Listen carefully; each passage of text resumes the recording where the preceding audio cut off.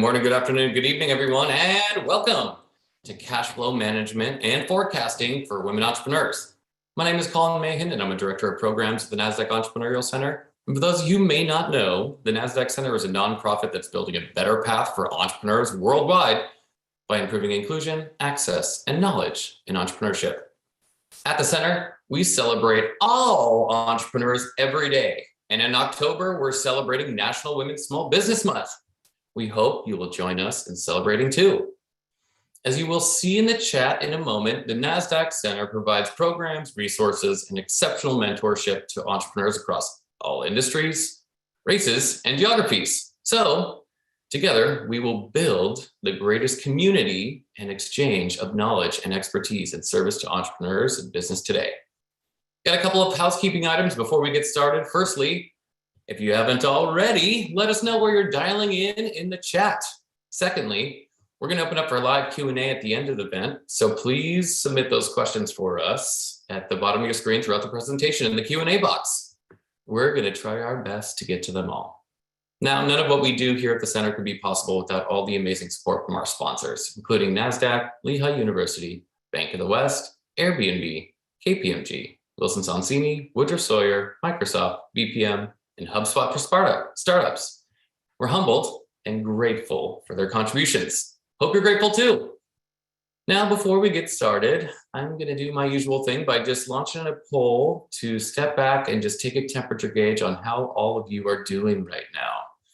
We use this information to help inform the programs that we should be providing in the wellness category for the entrepreneurs, you, that we serve. So I'm going to launch this poll and just let us know how you're doing. Are you optimistic? Are you surviving? You're a little anxious. How are you doing? We appreciate you providing this. Oh, hello from Michigan, North Dakota, Ontario, Canada. Welcome, welcome. Colorado, Detroit, Michigan, Indiana. We've got a bunch of time zones. We love it. Seattle, DC. Awesome. And thank you all for participating in that poll and letting us know where you're from. Albuquerque, New Mexico. Shout out to my hometown. Alrighty. So I'm going to end this poll. Share those results. Looks like optimism is in the lead today, which is good news, but totally understand that there's a little bit of survival mode out there and a little bit of anxiety. So hopefully our conversation with our expert will help alleviate some of those sentiments. So without any further delay, please join me in giving a warm welcome in the chat to our special guest. Melanie Velasquez is a Principal Relationship Manager, Vice President, New Mexico at Bank of the West. Melanie, welcome back. Well, thank you, Colin. Thank you for having me. And I want to say a warm welcome from Albuquerque, New Mexico to all of our participants today. So again, I'm another hometown from Albuquerque. So again, I just want to introduce myself. I am a relationship banker with Bank of the West. I have been in commercial lending and commercial banking for just almost 22 years. And I too myself was a woman-owned business. I was an entrepreneur. I owned a small business for 5 years and executed a successful exit strategy. I returned back to banking about 4 years ago. And I feel like having the experience of running and operating my own business has given me a different insight on how I can relate and partner with my business clients. So I have a privilege and an honor to work with a diverse book of business here in my market in New Mexico. I work with clients who are at the startup phase. I've even worked with clients in the dreaming phase, and all the way now to second and third generation companies who are looking for their exit strategy or succession plan. So it's extremely exciting to me to be here today. It is a topic that I'm very passionate about. I feel like all of you today have taken the time to learn something new, and hopefully you walk away with a little bit of advice and some tips that you can take back and execute and put into place with your own business. So first of all, I just want to applaud your efforts as an entrepreneur. Being a business owner is not an easy task. You are never off the clock. And as we saw the poll earlier, there's a lot of mixed feelings, but it's really exciting to see optimism is leading the poll. I want to say that you should give yourself a pat on the back. You should give yourself a round of applause because it has not been an easy couple of years in the different economic events that have happened. And here you are today, thriving, growing your business, and putting systems in place to do better. You know, the last few years have been very problematic and things that were out of all of our control. And it is the companies and the business owners that really took it as a learning opportunity to really get to basics and develop systems and efficiencies to operate and do better. Not only did we face a pandemic globally, we are facing supply chain issues, matters that affect your business and how you operate and how you purchase. We have inflation on the cusp in discussion. We have a rising interest environment, and we also have inter turmoil that is affecting the US economy. So we put all those things into place, which can create some uncertainty and make you step back and look at the fundamentals of how you're running and operating your business. So today I just want to take the time and talk to you about some tips and tools and strategies that can help you with your business. So we're going to discuss what we talk in banker term, cash flow, your cash flow statement, and what you should know as a business owner and understanding how your business operates. So we are going to start with our PowerPoint presentation. Let's see, Emma, do you have that up that you can get that going? My apologies.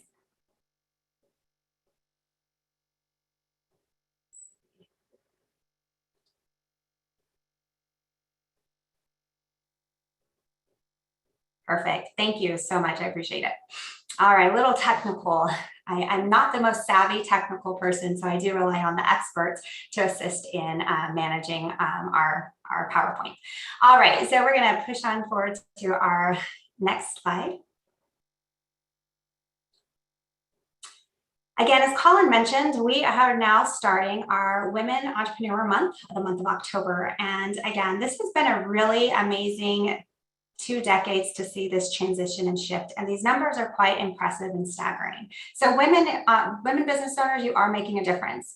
As I mentioned, I started my career just about 22 years ago in the business commercial lending sector. And I can tell you, I see this firsthand. There are over 114% more women entrepreneurs than there were just 20 years ago. These are amazing numbers. 64% of new women-owned businesses were started by women of color last year. 40% of US businesses are women-owned, and definitely I'm seeing this trend as we look at our region and across the states. US women-owned businesses generate $1.8 trillion a year. And I said that correctly, $1 trillion a year, pretty phenomenal numbers. But what I think makes a major impact in our communities and in our economy is that our women-owned businesses employ about 9.4 million people. So again, pretty amazing work that we are seeing in this with the new shift. So again, a lot of great content and material that is going to be discussed and guided towards our women entrepreneurs. So again, you've taken the time today to really try to understand and have a new concept of what cash flow is. And so I want to really stress that the #1 reason business fails is because of cash flow. It's not because of a diverse client base, isn't because of an amazing product or great service. It isn't because of lack of amazing employees and people that represent and lead your companies. It truly has been because of a lack of cash flow. So before we move forward, we would like to take a poll and a question to see exactly where our group sits when it comes to cash flow. So we do have a question. Let's see.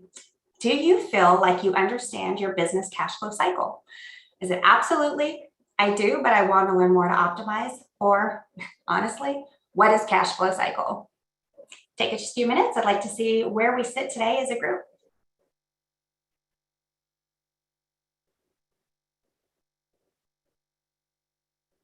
All right. Hopefully everybody got their questions answered. Please submit your answer. All right. Very interested to see where we are.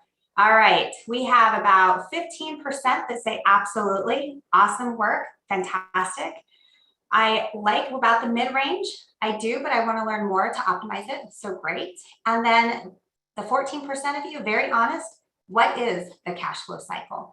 So this is perfect. Thank you so much for your honesty and participating and playing along with us. All right, so we're gonna move on to our next slide. Perfect. So what is the cash flow cycle? Some of you, again, have a great understanding, and some of us today are coming into this trying to take a whole lot of notes, and please don't feel overwhelmed with information or the content that we share today.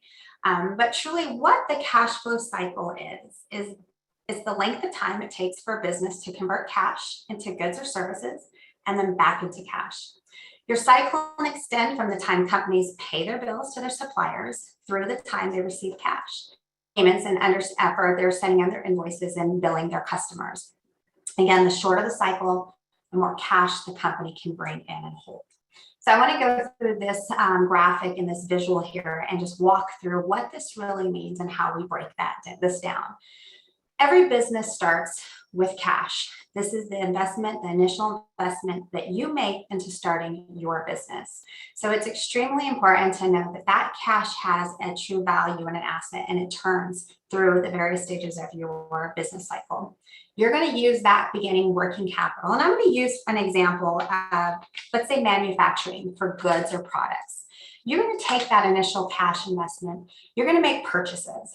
That may be for supplies, some raw material, inventory. Those are all going to help you fulfill what your end product or your manufactured product would be. We then also have operating expenses. These never go away, unfortunately. And as we're seeing in today's economic environment, these costs are all rising. These could be your utility costs, maybe your rent, your payroll costs, your phone bill, and taxes. These are expenses that just don't go away. They will continue to be there in this cash cycle. As now you're getting to a point where you have a finished product or a good, you're now converting into a sales environment. You are now going to market and you are selling your end product. You have a customer who is purchasing from you, which is creating your revenue source. With that sales, now comes a very important asset on your balance sheet. This is a really important piece of this cash flow cycle that I really want to hone in on. Your accounts receivable is how you bill your customer or your buyer for your end product. And I think more than ever in any stage of your business, whether you're newly established or you're a very seasoned business, managing and understanding your accounts receivable is really going to be crucial in helping your cash flow and your turn of your assets. So looking at your accounts receivable, set an expectation with your customer and your buyer. Let them know, I'm providing you an impeccable product. I believe in my good. I have something of value that you are willing to purchase and buy. Therefore, I need to be paid. A lot of times we've seen clients try to appeal or accommodate their buyer or their clients a little too much, where you become now the bank. You're holding these receivable days and you're not being paid in a timely manner. Maybe you're sending your receivable and you have a net 30 days. So in that 30 days, you expect to be paid in full. What we're seeing now in trends, and I think what we've seen through the last 3 to 4 years, is customers are really focusing on this turn of a receivable and shortening that timeline, shortening it to a 10 or a 15 day, or even requiring a deposit down to begin work for services, or if it's a large order. Remember, you've started with your initial cash investment and you still have a cycle of goods, services, and expenses that you have to pay for in order to create this end product. So again, your accounts receivable is very, very crucial in how you are converting and getting cash back into your account. So work through that, manage your receivable, and set an expectation with your client. This is how we're going to do business. But in turn, you also need to demonstrate that you're going to execute on your fulfillment and your obligation to your client. So again, shortening that accounts receivable timeline is going to return to cash back to you quicker. You're always going to constantly have bills. They're never going to go away. The difference here is when you have your accounts payables and how we can start looking at ways where you can extend those and work through that cash cycle. We're going to talk about that here in the next few slides. You always have those operating expenses. Again, those may be a bi-monthly, those may be a monthly expense, weekly expense, really going to determine on the type of structure that your business has. So again, That whole cash flow cycle is really, really important as you sit and you analyze your own business and what you're currently doing today. And hopefully what we're talking about will help you implement some strategies to improve where your cash position is. And I can't reiterate enough, again, the number one reason why businesses fail is for a lack of cash. Not necessarily competitive advantages, not necessarily lack of employees or lack of customer or diverse revenue sources. It truly is your ability to support your business with cash. So we're going to move on to the next screen. We're going to focus on three distinct areas. We started touching base on that cash flow cycle. We looked at how we're pushing cash out and how we're receiving cash. So it truly is cyclical in the way your business is running. So there are three means that we want to look at. Managing your cash flow means managing working capital that fuels your business on a daily basis. And I really want to stress a daily basis. Really know your numbers on real lifetime. Understand how the core business processes, how you're processing your payables, how you're receiving your receivables, and how you're managing your cash. This can effectively and is in work and is crucial to ensuring proper management of your business. So if we look at this 3-point graph here, we have your liquidity or your cash management. We have your payables, which is your days sales outstanding. Your days payables outstanding, and then we have your receivables, which is your days sales outstanding. So I want to use an example here of how we can start improving our cash flow. One of the areas that you can look at is creating efficiencies. We see many businesses get back down to really managing and knowing their numbers, again, on a daily basis, looking at their receivables, looking at their payables, and finding ways that they can manage those more closely. When we look at our payables, I want you to think about your vendors. I want you to think about your suppliers. Who are you buying most frequently from? Do you have a good relationship with them? Have you always managed your accounts as you've agreed? Remember, you've made a commitment and a promise that you are going to pay them. And if you are conducting and managing those well, my advice to you is now's the time to start negotiating. Now's the time to go to your vendors and your suppliers, and let's ask for extended payable days. My recommendation, have that open conversation. Look, I'd like to come with you and talk to you. I am trying to grow my business. I want to increase my sales and my volume. And in doing that, I would like to ask for extended payable term dates. Currently, if my payable days are 15 days, maybe I'm asking for a net 30 or a net 45 days. That would allow me to buy more material from you and to add more product and continue to grow my business. I can tell you the success rate of suppliers and vendors negotiating and working with you has been very high. Again, you don't know what you don't, if you don't ask for it, you'll never know. So it's really important to start having those conversations with your suppliers and your vendors and finding mechanisms and ways that you can extend those terms. I also think that the same thing goes with your customer. Cash is king at this point, and when you've provided a good or a service, it's crucial that you're paid in a timely manner. This allows you to continue your core operation and your business. Set that expectation. Be confident in what you're providing to your buyer and to your client. It's extremely important that you have a good relationship, open communication, because you don't want to jeopardize losing a client or pushing yourself out of the market. Know what your competitors are doing. What does your industry standards look like?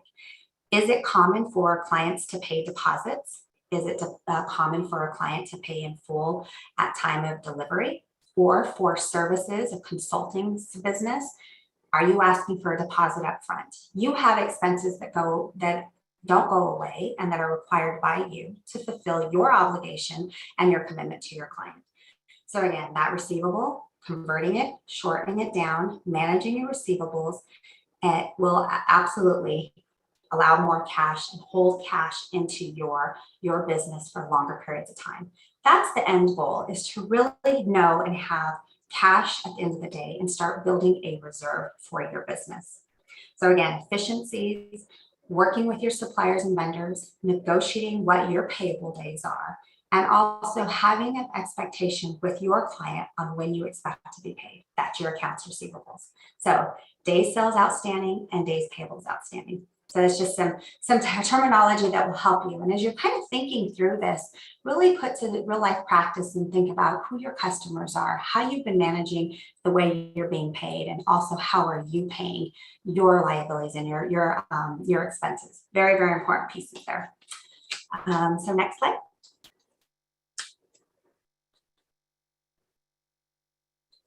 Again, we talk about how do we transform this conversion, because it is a conversion. The cycle that we went through on the last few slides talked about that conversion cycle. So now we can break it down just a little bit more into 3 sections. You have your operational cash flow, which is your cash management. What is your true cash position? You should absolutely know where your cash position is on a daily basis, a weekly basis. What's your monthly cash position? What do you forecast and project for 6 months, 12 months? Really, really important to know exactly where your business is sitting. What you don't want to do is wait until your business is out of cash. Then we have some real concerns, and it's very, very difficult for you to get to the next step. You want to be analytical on what your cash is, understanding where your cash management sits. Are you investing back into your business? Investing options can be in employees, it can be in marketing, it can be in adding new technology or new equipment or expanding your space. There's a lot of different ways that you can take your capital or your cash in your business and reinvest it back to your business. This is, again, will let you see what your investment and what your return is in your business. Is adding new employees going to increase your revenue or your volume? Is it going to give you more market share? Is adding in new software systems and computers going to create more efficiencies? Everything seems to be technology driven. Is your marketing dollars going to help? So again, knowing where that cash that you're investing into your business, what is the return and the output going to be? And that also goes back into your forecasting. Understanding where you sit short term, the next 6, 12 months, and even up to 5 years where you may see yourself. Then I want to think of you being strategic. Look at what that business cycle needs and what the concerns are. We go back to a pandemic, when everything really shut down. I also remember being in the banking industry during 9/11, when banks could not convert cash and couldn't send checks and convert monies across the country because planes were grounded.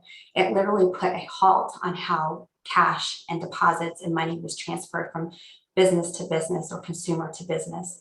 So a lot of challenges. And so by having cash reserve on hand for those situations or scenarios that we can't control is crucial. It's very, very important. Financial institutions, investors, venture capitalists, partners, they're all going to look at this and see, how are you positioning yourself to manage the unforeseen? Do you have efficiencies in the way you're managing your money? Technology, again, has driven the financial industry leaps and bounds since I started. I started as a teller in college, and I can tell you online banking was very, very rare at the time. I think I aged myself there. But there are a lot of ways that you can manage and look at your cash on a real-time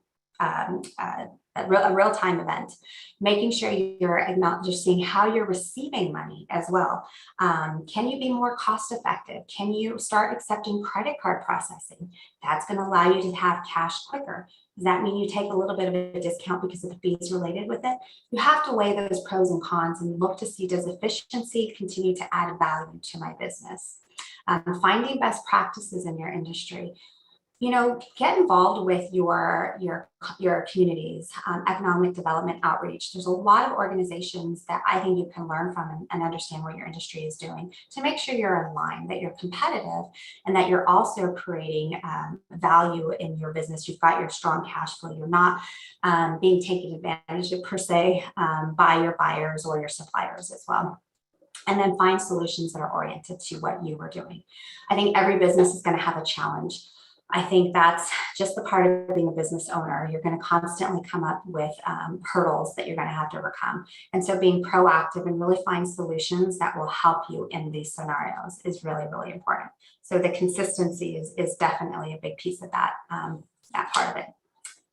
So we are going to take, I believe, another poll. I want to see if you all are with me. Is everybody with me today? Take a little stretch, move around. I want to go ahead and ask you about supplementing cash flow. Have you ever used financing to supplement your cash flow? Yes, I'm considering, but want to gain a better understanding of how that works, or simply no. I'll give it a few minutes.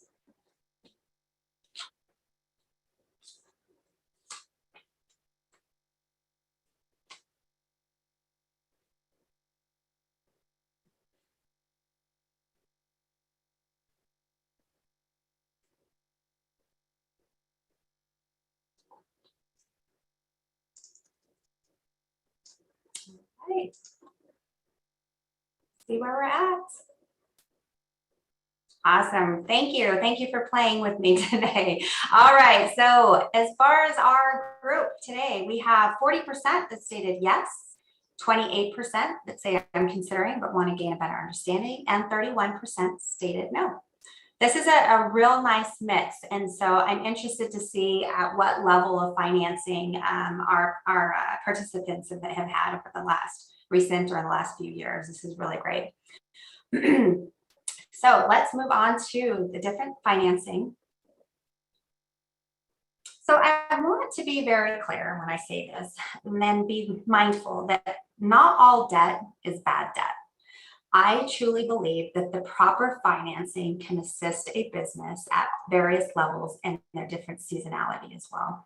So you can be a startup, you can be the most seasoned business that's been around for 50 plus years and still leverage and work with financial institutions to help with any of their working capital needs. So again, applying for a loan or a line of credit or a credit card. I did see a question pop out about a business credit card, and I'm glad that you all are catching on to that. Or almost any other type of capital investment, you'll need to have a good understanding of your business's financials. This is very, very crucial, and I'm very pleased to see the participants today taking the time to really understand this concept. You want to understand your profit and loss statements, your income statement, your balance sheet. What is your credit ratings? What is your business plan? Your length of time in business? Very, very important. You can advocate for your business and have the confidence when you are looking for financing, when you can back it by the numbers and you really know your numbers. I can't stress that enough. You are not only providing a good or a service or an expert in your field, but now comes the other part of being a true business owner, is knowing the numbers. If you're still in the early stage, there are plenty of other options for financing small businesses. Maybe you're not earning high yield revenue yet. Maybe you're looking at micro lending, maybe loans that are $100,000 to $250,000. There are a lot of nonprofit community development financial institutions that you can reach out on for other funding sources to help you with that initial working capital. I know that Bank of the West has really great partnerships with some of our micro lenders or our community development financial institutions or CDFIs. I personally work in my market and establish very strong partnerships with my other alternative lending sources. I think this is really important, and I've had a lot of great experiences where startups, maybe the dreaming stage, they come, they ask the right questions, they're really interested on taking their next step in the leap and really becoming a business and creating revenue. There are a lot of the micro lenders that can assist with very small working capital loans, term loans, lines of credit to help get that business up and running. What I enjoy about working at this initial stage is we're going to coach them on tell them what it is we are going to look for in that financeable business client. What is it that we're going to be needing in the next 3 to 5 years to look at to allow them to apply for traditional bank or credit union financing? So again, very important. Know that there's creative funding sources out there. Again, you still want to know your numbers. Again, you are your number one advocate for your business. So there's a lot of options, including a lot of us started our own business with our own personal money. We've made a loan to ourselves. Maybe we use personal equity lines. We've also looked at grants, venture capitalists, or micro lending options. So really great opportunities to get your business up and going. Then we jump over to more of your conventional funding sources. Again, this is your traditional financial institution. This can be a credit union. We're looking at long-term debt and short-term debt, lines of credit. These all are going to be we're going to be looking at some historical financials. Typically, we're going to look at no less than 3 years historical financials. So your business tax returns, your business financial statements. We want to look at business projections. What is your industry type? Know your numbers, know your business plan, and be prepared to pitch it. That's what I can say. So it's very, very important. So these are two very different types of financing that can help you with your working capital needs. Next slide.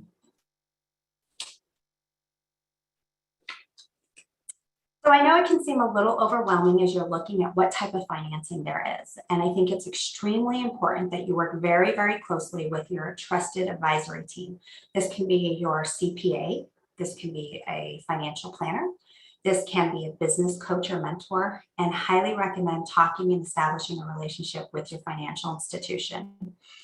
Again, you don't know what you don't know, and this is the time to ask questions and learn. And every successful business owner that I've ever worked with in my last 22 years has continued to grow their knowledge in various parts of their business.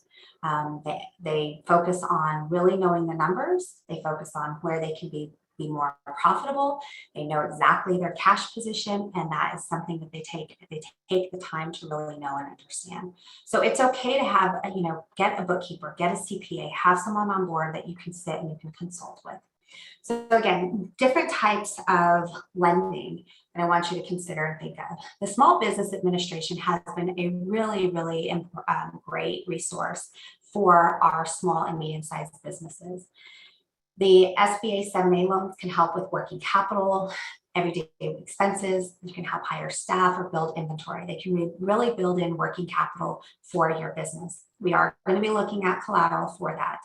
Term loans, again, we want to make sure that we're financing you correctly. And again, I don't expect you to walk away knowing exactly what it is, but this is more of your long-term debt. This is where you're looking to expand your operations. Are you looking to buy new equipment? Maybe it's even used equipment.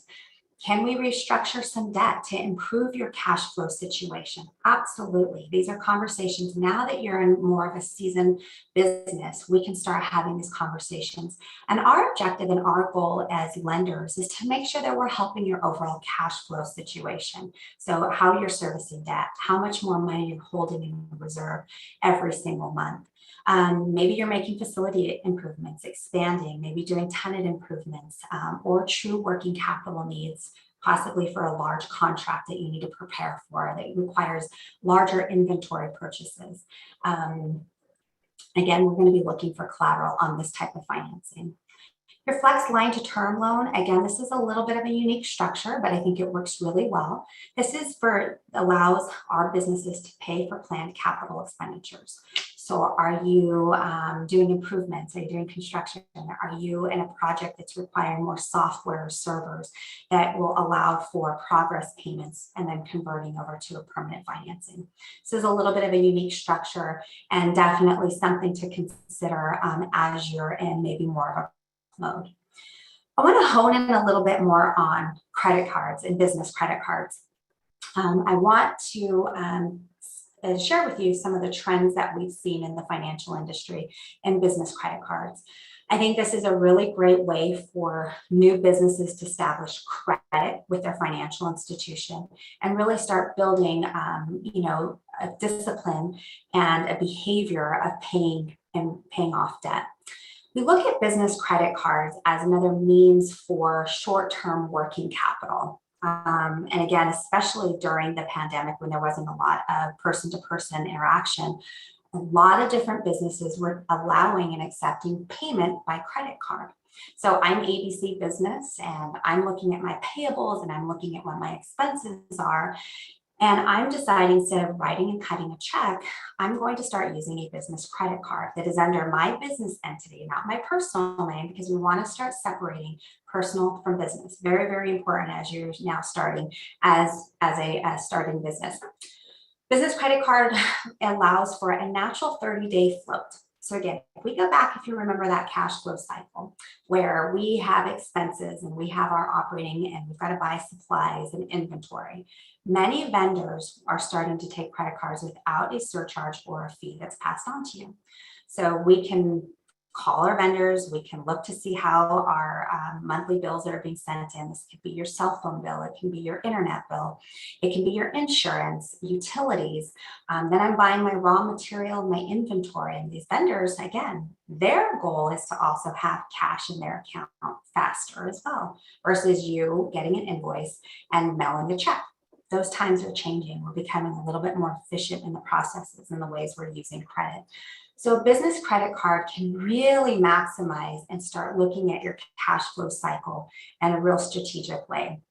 So now let's say you've gone to your vendor or you've negotiated your payable date from 15 to 30 days. So you've got to pay net 30.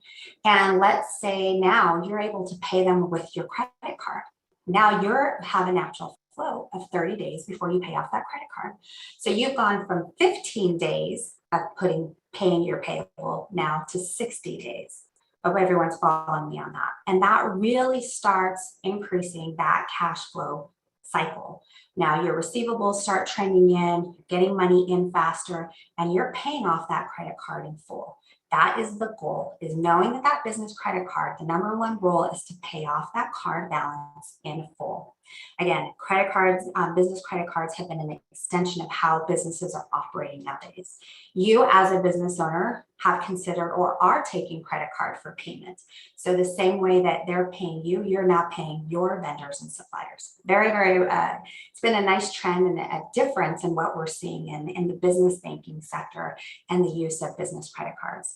So when they're used appropriately and responsibly, because again, you want to pay out those balances in full, you are now giving your business a little bit of breathing room to allow for those payables to be paid in full. So again, more cash in your account, building that reserve so you can invest back into your business. Then we go on to your working capital line of credit. Again, this can now show a history with your business credit card, how you're managing your extended loan to a traditional revolving line of credit. Again, working capital line addresses short-term financing needs. It manages your cash flow. It's how you're converting your receivables to cash, how maybe you're having to buy higher inventory, and supporting your working capital. We see a lot of seasonality, some cyclical times in your business. You have peaks and lows. So working line of credit can come into play and assist with that short-term need. And when we reference short-term need, I really want to stress that that's anything that can be paid within a 12-month period. If you're recognizing that these balances or your line is not coming back down to zero, or your business credit card is not coming down to zero, we need to really look at how you're spending and what your assets are. What's your cash position? Maybe you have too much inventory on hand. Maybe we've got an excessive inventory that has gobbled up all your cash. So those are things that you can look at. And when you're looking at your financials or your balance sheet, maybe we start to make some exceptions and understanding what we can adjust and pivot quickly. It's very important that you know these numbers because it can snowball and get out of hand. And before you know it, you're sitting in a negative position. You're not paying your bills. You're not able to make payroll. A lot of business owners, you stop paying yourself. So again, it can create a really bad trend and a bad cycle. So this is different financing. Move on to our next slide. This is going to be focusing a little bit more on real estate financing. Again, hopefully a lot of you are looking at goals and looking at other investments back to your business. Again, the SBA, Small Business Administration, has two different types of financing vehicles. We have our 7A loan, which can finance owner-occupied commercial real estate, purchase, refinance, or also construction, business acquisitions or partner buyout. We're seeing quite a bit of this in these recent times, or equipment purchase or even refinance of existing equipment. 504 is also another SBA finance option. This backs, the government will guarantee back a percentage of the loan to the bank. So it gives the bank a little bit more comfort and security when they're financing and lending under a 504. This is primarily used for owner-occupied real estate. It can be a purchase, construction. It can also be for refinance. I think it's important that you also know a lot of business owners are buying or have the opportunity to invest in their own space and purchase on a real estate contract, begin to build an equity in that business and then in that building, and then refinance conventionally with the bank. So different options that you can have. SBA is typically less money down. So again, you're holding more of that cash on hand into your business and putting typically about 10% down. We get into the commercial real estate financing, which is your conventional side, which most banks have. Again, you're going to require a little bit more down. Again, it's new or refinance, which is nice. And again, all of these are going to be tied to collateral on that building or equipment. On to our next slide. So I think what's important I think a lot of you are at the stage where you have already done this, and maybe you're at still the initial startup stage. And I think these are best practices when you're building your business's credit. And these are things that you want to consider and look at as well. Get incorporated. It's time to separate your business from your personal. You're really going to go all in on this. Make sure you're incorporated and obtain a federal employer identification number. If you're unsure on how to do these things, work with your CPA, work with an advisor or your attorney to assist you with this. All of this can typically be online with your Secretary of State, as well as your federal ID number can be issued online. Apply for a business credit card and make sure that they're reporting that to the credit bureaus. Again, really important to start separating your finances from business to personal. Again, we talked about how credit cards are being used in today's time and how that can start building up your credit. Many times, business credit cards are issued based on a score metrics. So if you have a primary banking relationship, you have your business deposits, you're managing as a grade, you can start with a reasonable credit line limit for your business credit card and continue to make those payments as a grade. Never be past due or delinquent, always pay in full.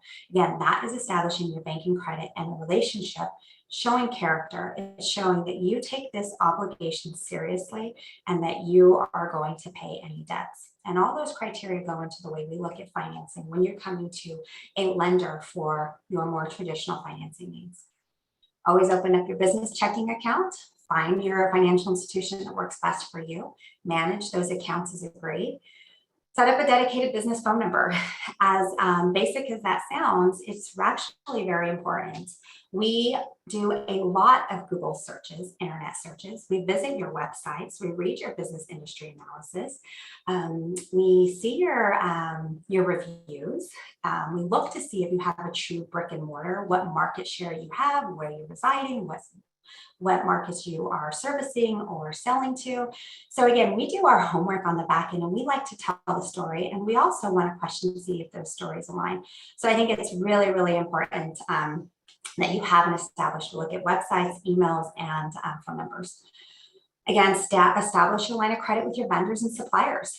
Again, we talked about now's your time. You've established a really good relationship. You've proven that you were going to pay. You've proven that you order consistently. You're growing with them. They've been a part of your strategy to increase volume. And in turn, you're gonna fulfill those commitments. And again, they can also report and do credit verifications showing that you again are honoring your obligations and paying as a grade. Pay your bills on time. I know, again, we go back to the ABCs, but again, one of the key characteristics with credit is character. Are you paying your bills personally and business?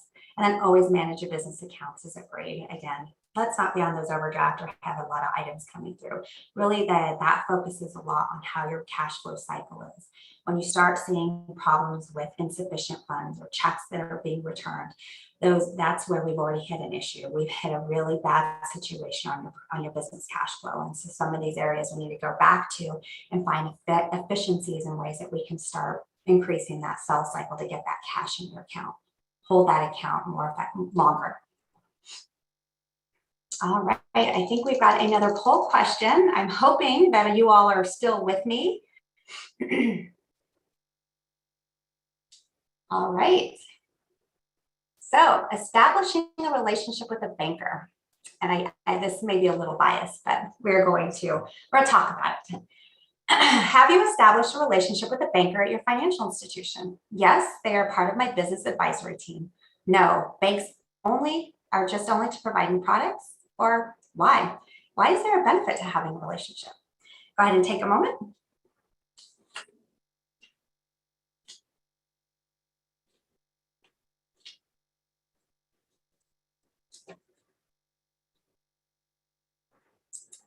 And be honest.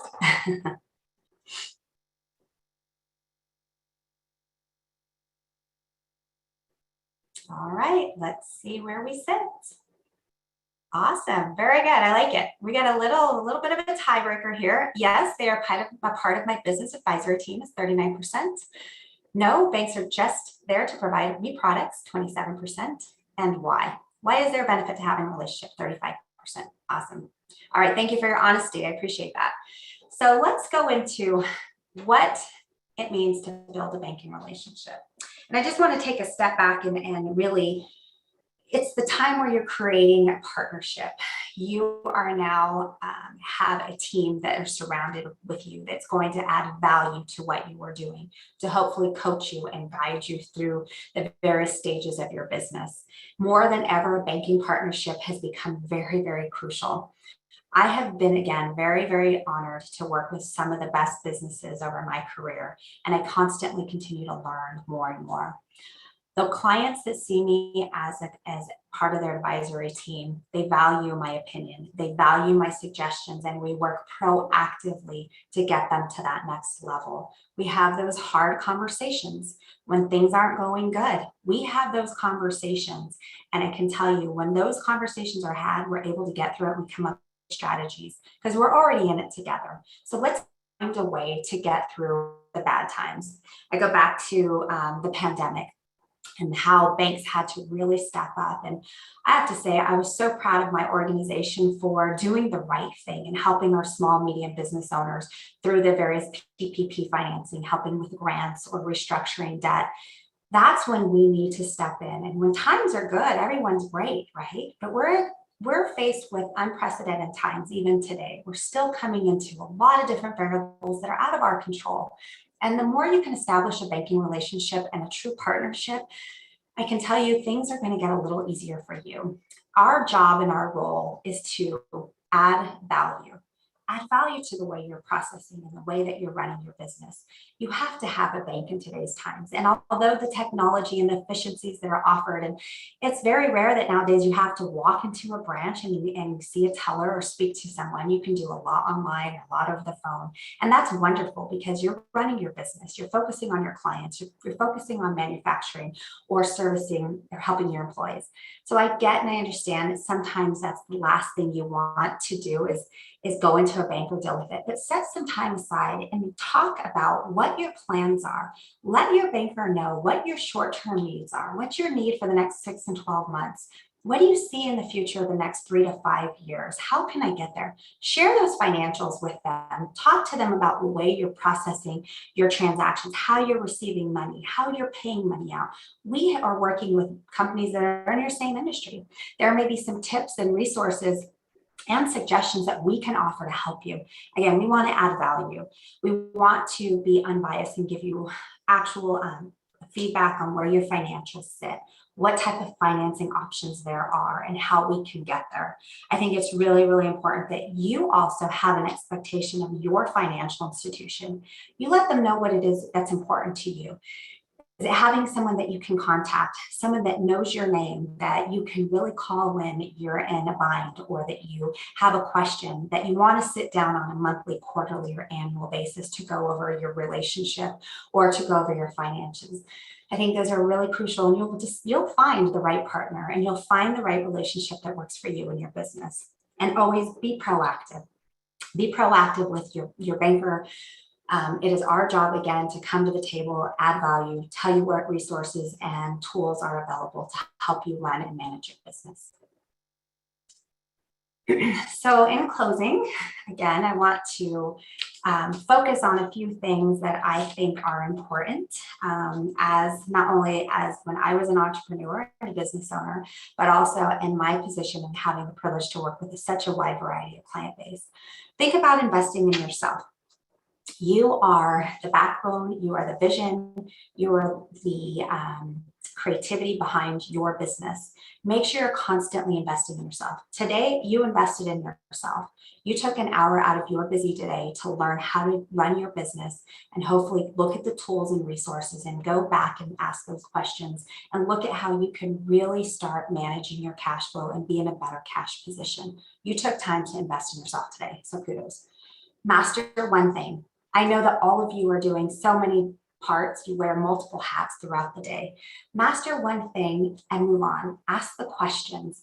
Find the trusted partners and the advisors that are going to be a part of your team and your circle. That creates that network. So important that you have people that you can go to that will give you honest feedback and help you get to that next level. Your network is going to be crucial in the way you come across objections, you celebrate your successes, how you grow your business, how you understand what the industry is doing. Very, very important. For me, the most important thing when I look at financials and I'm working with my clients is own your business. Really know where your financials sit. Make sure you're not over leveraging your company. Make sure you're not overspending what you're making. Consistently work to have a reserve.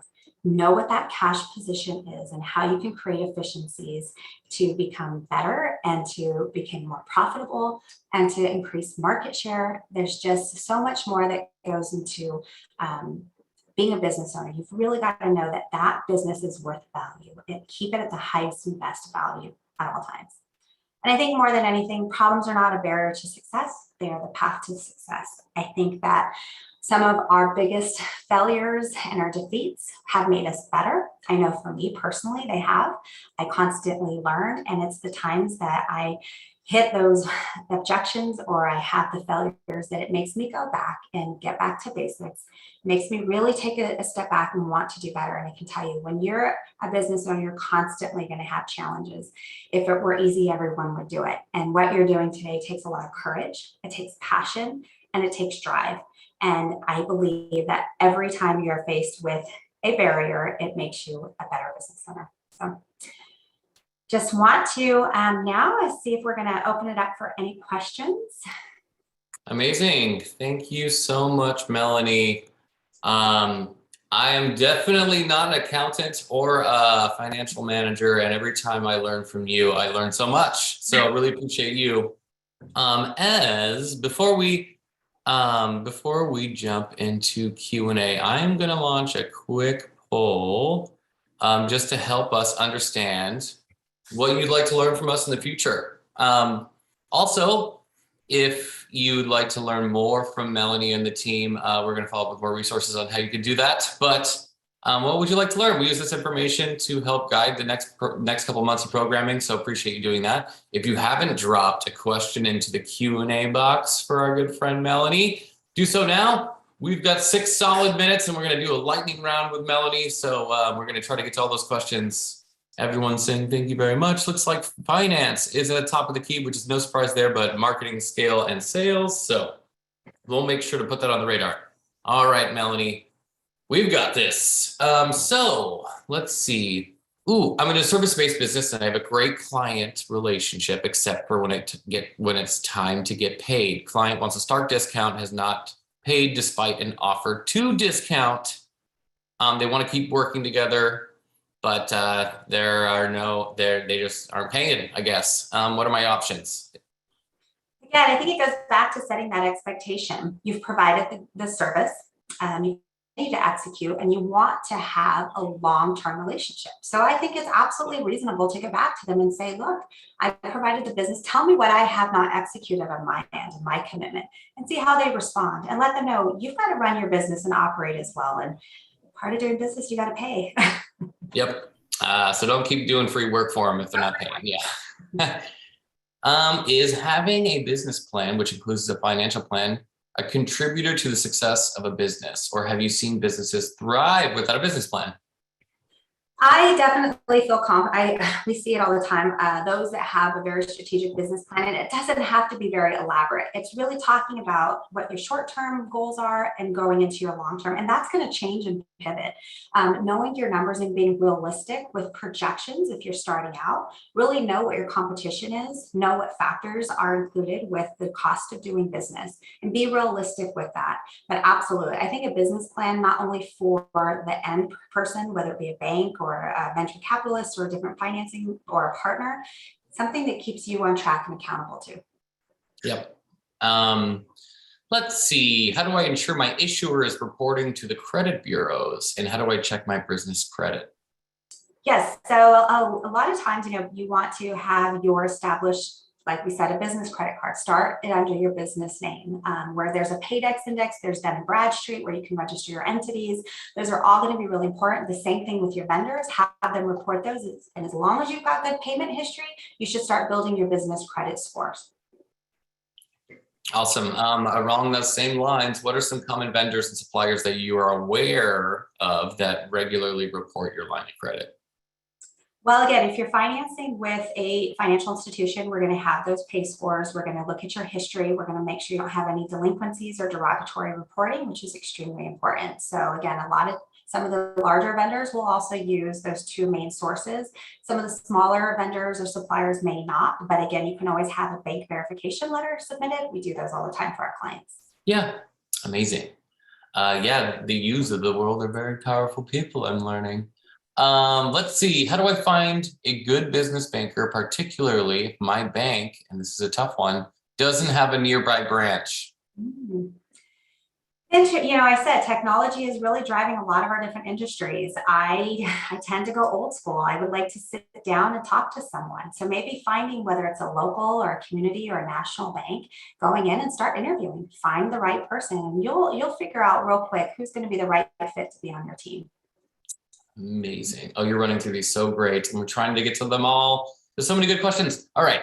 What's the most important? I think this is a depends answer, but balance sheet or P&L when it comes profit and loss, for those of you who don't know, when it comes to requesting a loan? Both are going to be equally as important. So when you're submitting your financial information, we're going to look at both components. I tend to look at your profit and loss statement first, but I also want to look at your balance sheet to see what assets are truly there, because I can back into that and look where your cash is being used and where you're investing back into your business. So both are hand in hand. So again, it's really crucial that your numbers are accurate. If you don't know what you don't know, invest in having a good CPA or bookkeeper. Amazing. Well, I know we could spend so much more time learning from you, but we are at time, unfortunately. So Melanie, on behalf of everyone in attendance and everyone on our team, thank you so much for sharing your time, wisdom, and more importantly, expertise with us today.